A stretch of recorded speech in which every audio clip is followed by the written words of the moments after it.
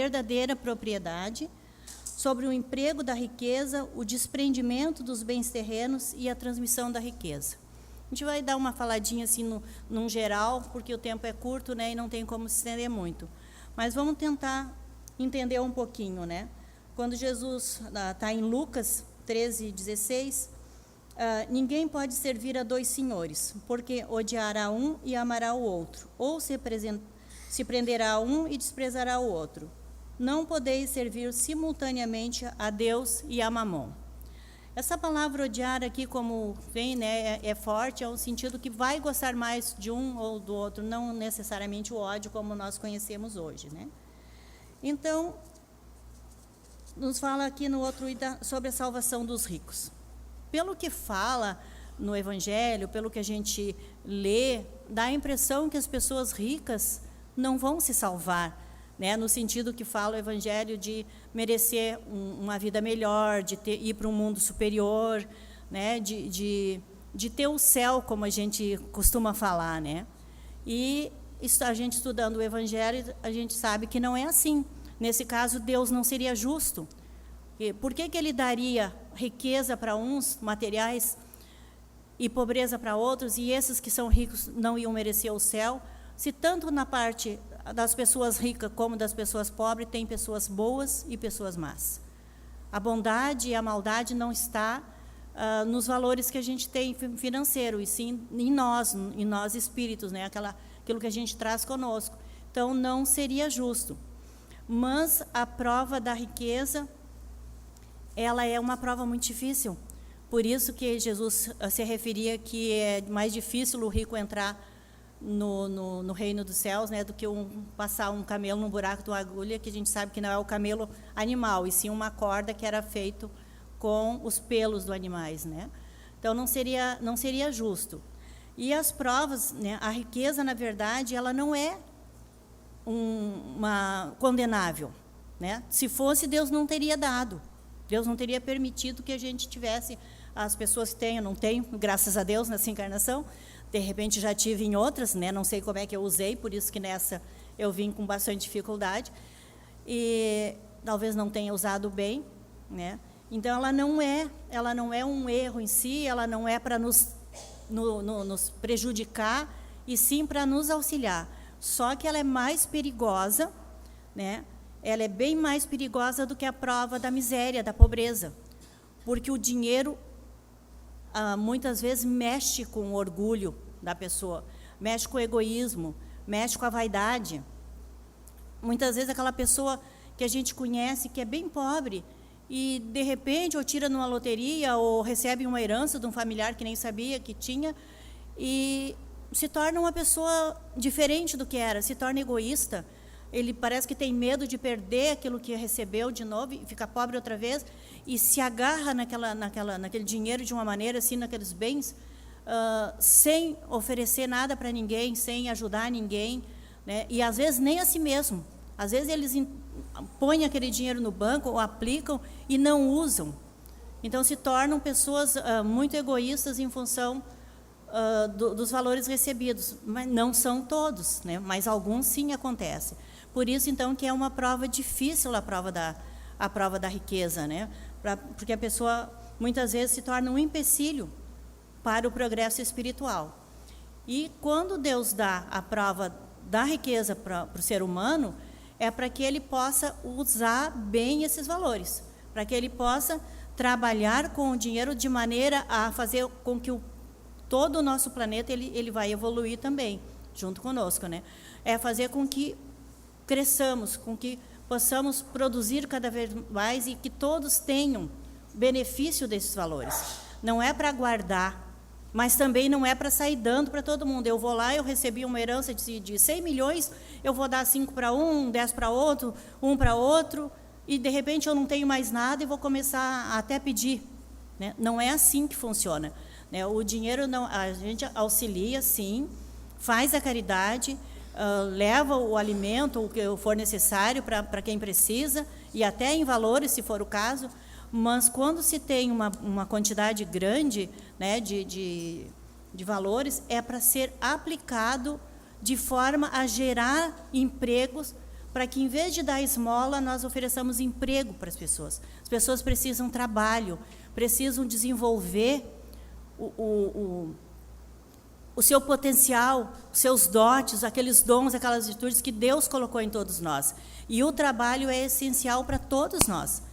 Qualquer tipo de trabalho, que seja honesto, que seja decente, é para o nosso crescimento, por mais humilde que seja. Por mais humilde que seja, é para que a gente possa crescer, evoluir. Então, a necessidade de quem tenha esses valores é entender isso. Se eu tenho uma quantidade, recebi uma herança, ou meus pais já eram ricos e eu recebi aquilo, vou continuar com a firma, é para aumentar, é para gerar, é para levar alimento na mesa das pessoas, é para que todos tenham o pão, para que todos tenham o agasalho, para que todos tenham um teto, né? E não como esmola, como eu já falei, né? E sim fruto do seu próprio trabalho, do seu suor.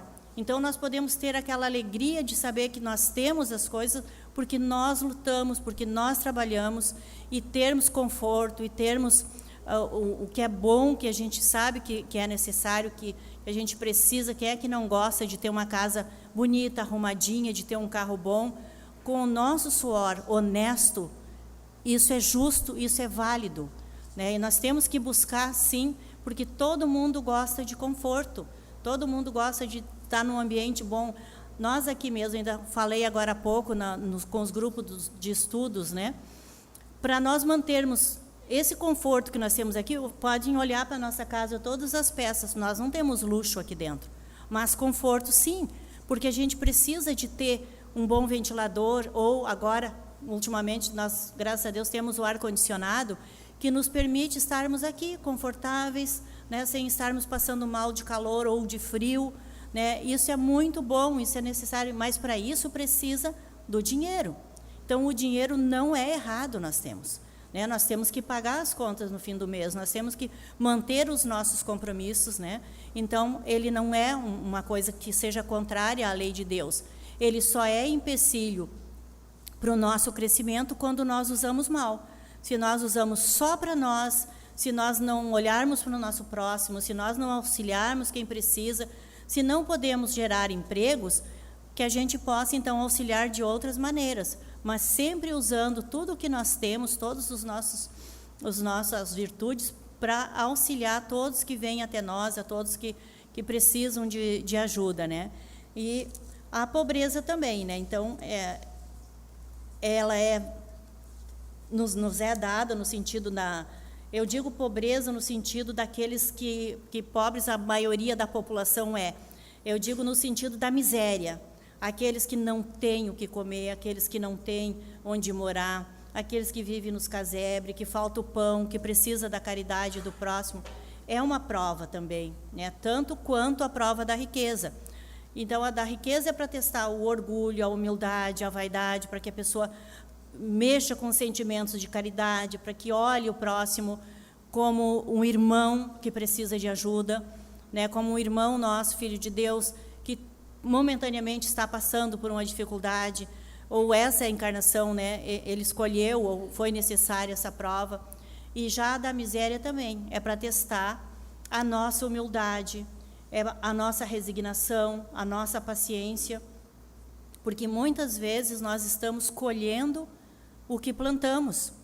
Eu sempre brinco, né, que seja o que for que eu esteja passando nessa encarnação, eu estou colhendo o que eu plantei em outras. Então, eu tenho que agradecer a Deus, eu tenho que ser agradecida por tudo que eu estou recebendo, porque eu plantei e o que nós plantamos nós colhemos. Então, se nós estamos passando por dificuldades financeiras, ou de saúde, ou tudo mais, é porque nós erramos nessa parte, então agora nós estamos nos reajustando com as leis divinas.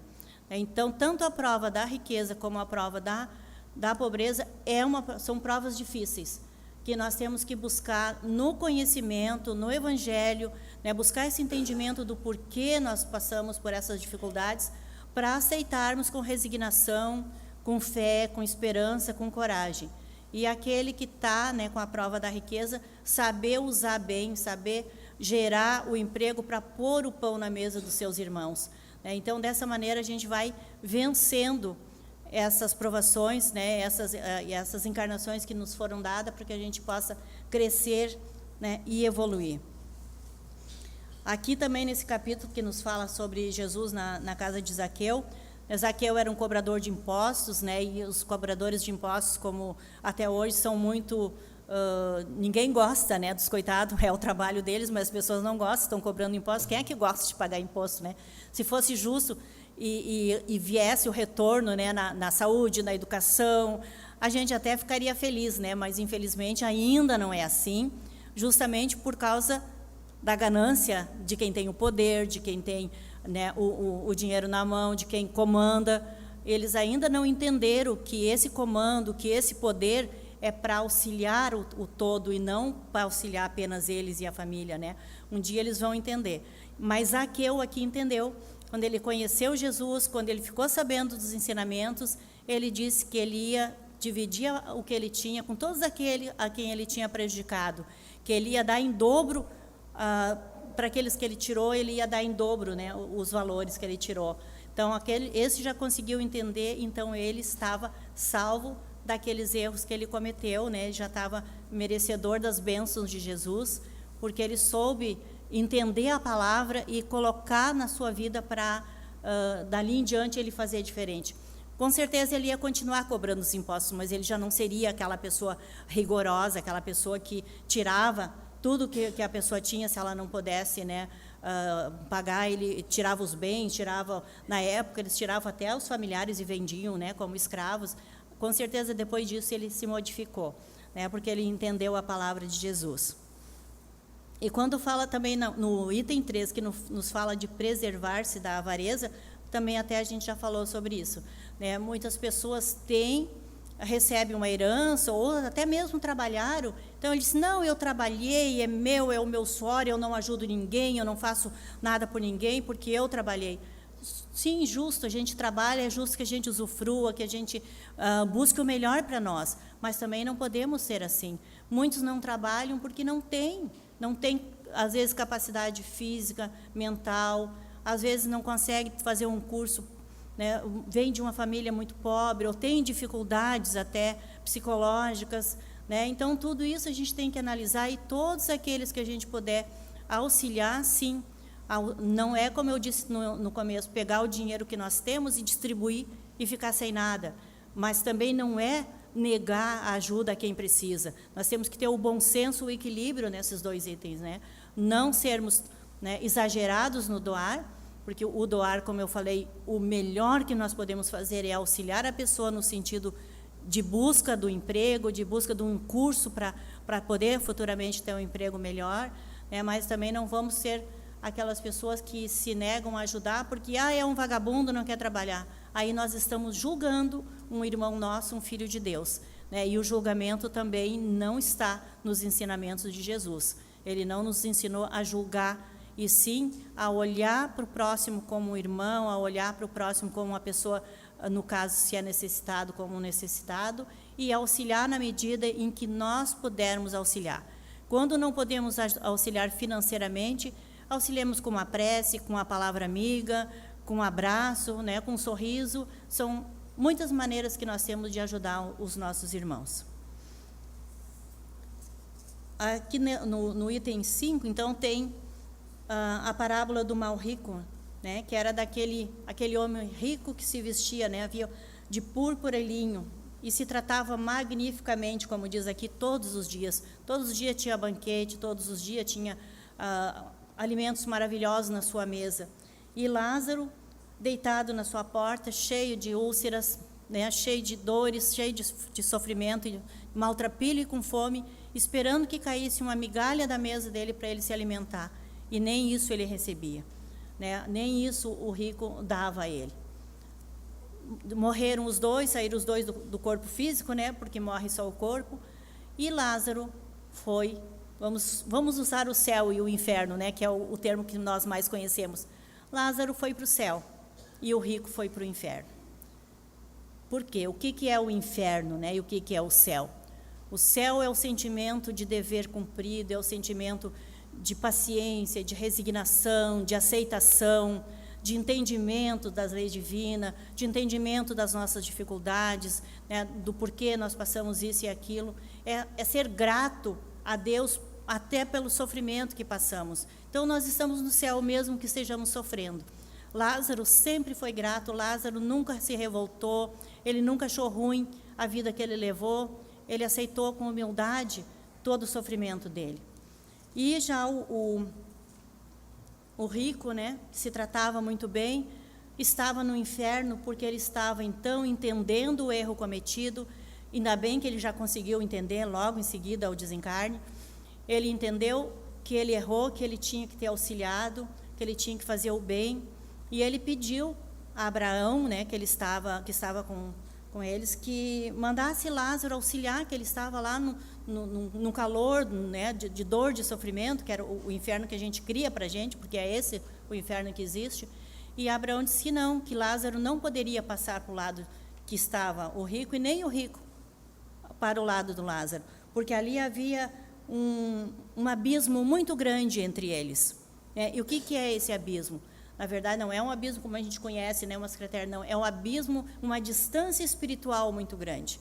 Porque aquele pobre resignado, ele estava num local muito mais evoluído e não havia possibilidade de um passar para o outro. O rico, entendendo tudo isso, pediu, então, que fossem à casa do seu pai na terra e avisasse seus irmãos, né, para que eles se modificassem. Então, o Abraão disse para ele, né, que não... Deixa eu ver aqui.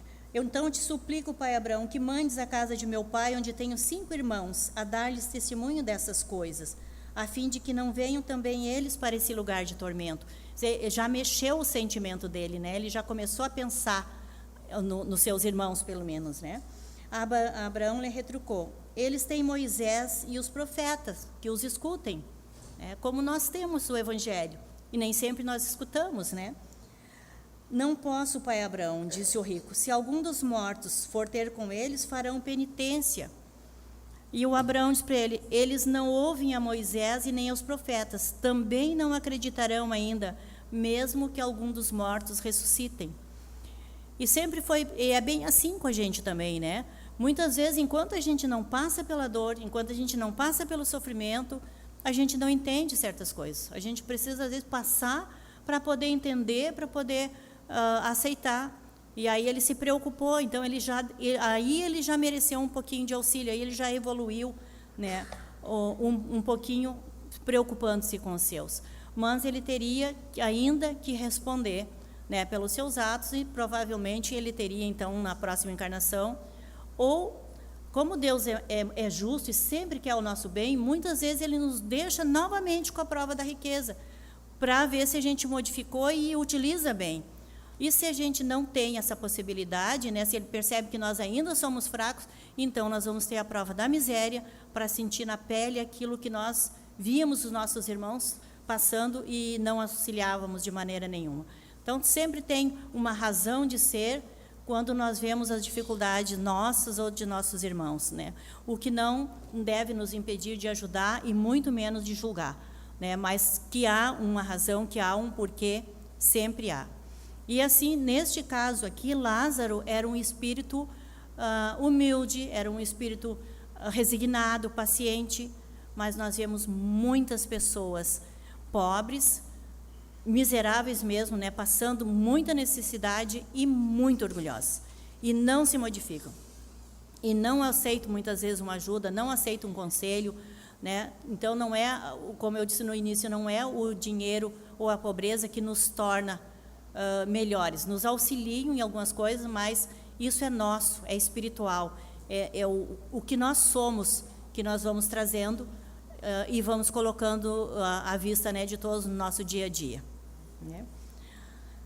E também nós temos aqui sobre as parábolas dos talentos, né, que todos nós, como eu falei, recebemos os nossos talentos, todos nós temos o dom de alguma coisa, de ajudar de alguma maneira, de fazer um tipo de trabalho, de tanto trabalho material para o nosso dia a dia, como a parte espiritual, né? Os nossos talentos de fazer, aumentar aqueles dons bons que nós recebemos, né?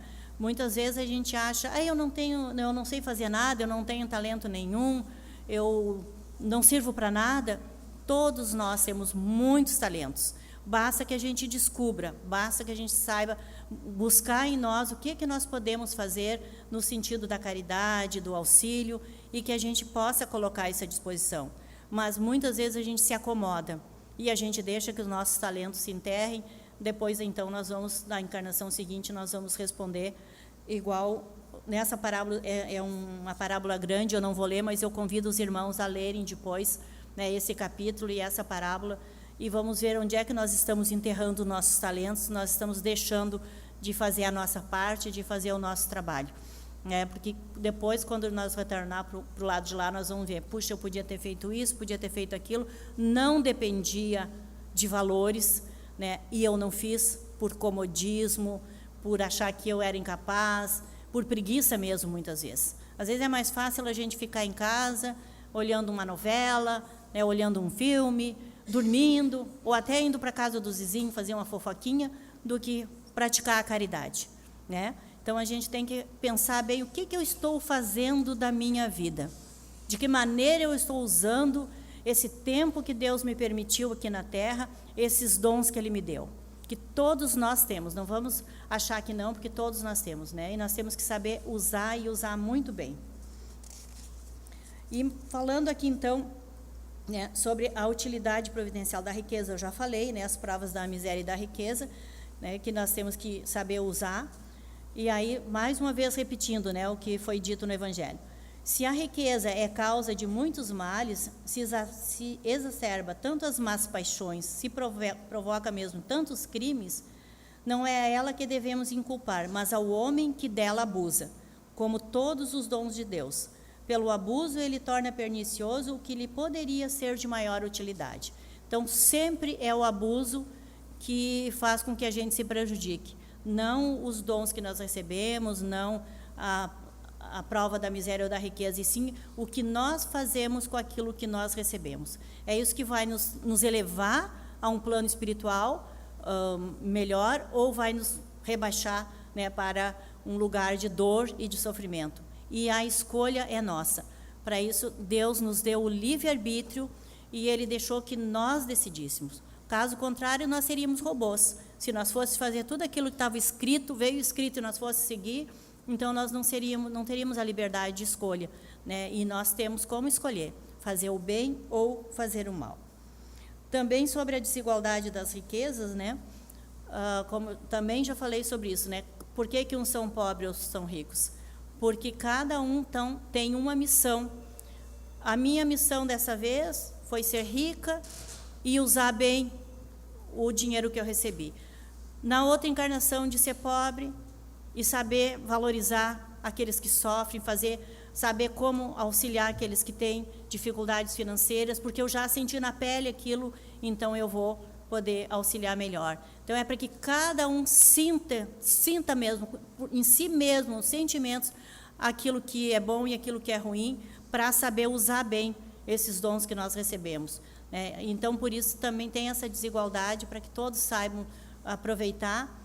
E se também dividisse em partes iguais todas as riquezas do mundo, daria uma miserinha para cada um, né? E logo, logo já estaria também tudo de novo diferente, porque uns sabem utilizar bem, uns sabem empregar os seus talentos bem, como na parábola dos talentos aqui, e outros não. Uns iriam para a farra, gastar tudo aquilo que receberam, e outros iriam aplicar, iriam trabalhar e iriam multiplicar. Logo estaria também tendo pobres e ricos, porque nós ainda somos assim neste planeta de provas, né? Nós ainda não temos todos o mesmo equilíbrio, a mesma maturidade espiritual. Então, não adiantaria nada se assim fosse, né? Então, nos diz assim que, com efeito, o homem tem por missão trabalhar pela melhoria material do planeta, né? Pela melhoria material do planeta também. É a nossa missão, e isso, ricos e pobres. Não são só os ricos, não são só os pobres, somos todos nós. Cuidar da natureza, cuidar da limpeza das ruas, não jogar lixo, né, em qualquer lugar da rua, jogar no lugar certo, né? O planeta precisa evoluir, o planeta precisa de água limpa, o planeta precisa de matas, né? O planeta precisa dos seus animais, da sua flora, né? Ele precisa de tudo isso, e isso compete a todos nós, né, cuidar. A gente já pensa que isso aí compete ao governo, aos ambientalistas, esse, aquele. Não, compete a nós. Plantar uma árvore, cuidar da árvore que tem, cuidar da água que nós temos, economizar, né? Tudo isso é uma tarefa nossa, né? E está chegando o nosso final, para falar um pouquinho nas instruções dos Espíritos, que ele nos fala da verdadeira propriedade, né? O homem só possui em plena propriedade aquilo que lhe é dado levar deste mundo. O que nós levamos daqui, né? O que adianta nós acumular milhões, como a gente vê aí todos os dias na televisão, milhões, que vai levar 200 anos de existência, se levasse e não consegue gastar tudo? Se de uma hora para outra, como ainda fala no Evangelho, nossa alma será retirada do corpo e nós vamos deixar tudo aqui na Terra. Temos que ter um tanto, sim, como eu falei no início, para nós vivermos com conforto, para nós não precisarmos ser pedíndios, para nós termos a nossa casinha, o nosso carrinho, aquilo que nós precisamos, sim. Mas milhões, bilhões, casas em tudo que é lugar, casa na serra, casa na praia, para quê? O que nós vamos levar quando nós retornar para o plano espiritual?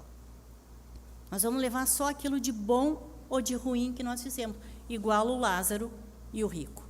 O Lázaro levou tudo de bom, porque ele levou a paciência, a resignação. Ele não pôde fazer a caridade, mas ele foi resignado e paciente. O rico podia e não fez.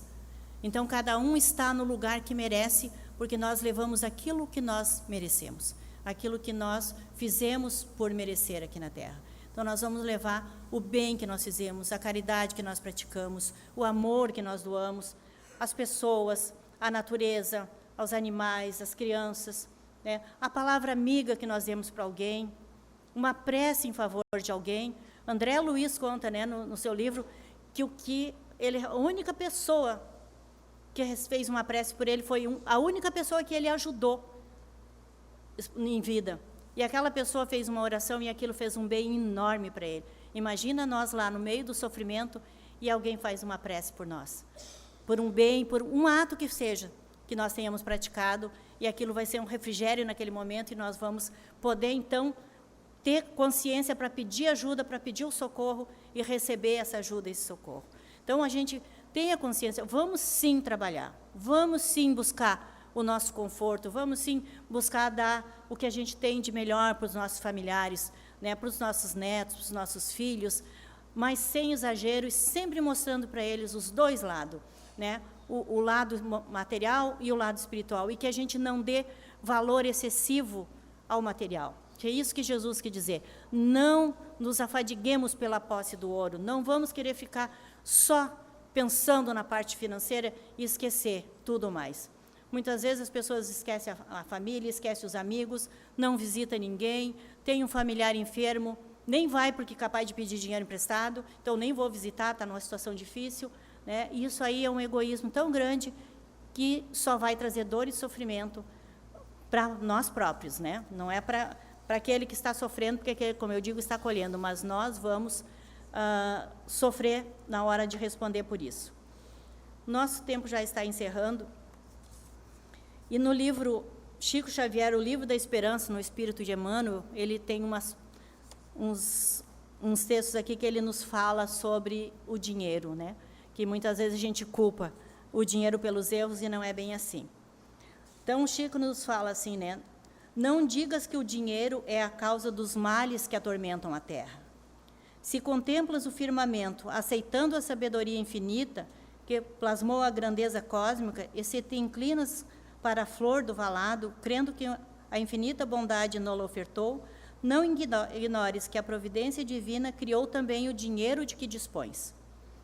Basta ligeiro olhar no campo do mundo para que entendas a moeda por seiva da atividade, sustentando reconforto e educação, segurança e beneficência.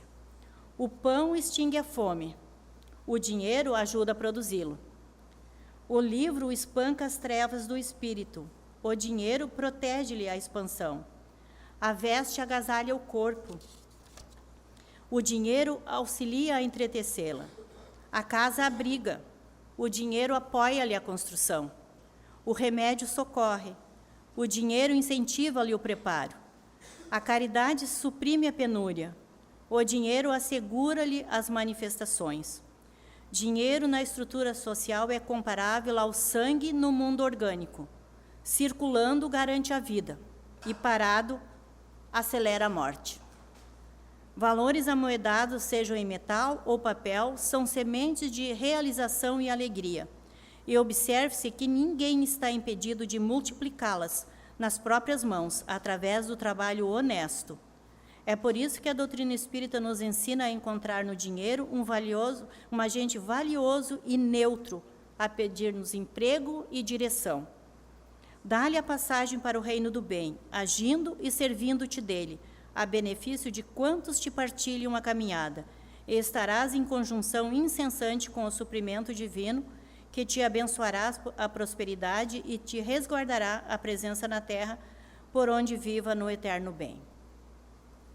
Pensemos nisso, então, meus irmãos, e saibamos usar aqueles valores que nós temos, tanto os valores amoedados, tanto os valores materiais, como os valores, né, as virtudes que Deus colocou em nós, por auxílio de nós mesmos e do nosso próximo. Que a paz de Jesus esteja conosco e muito obrigada pela atenção.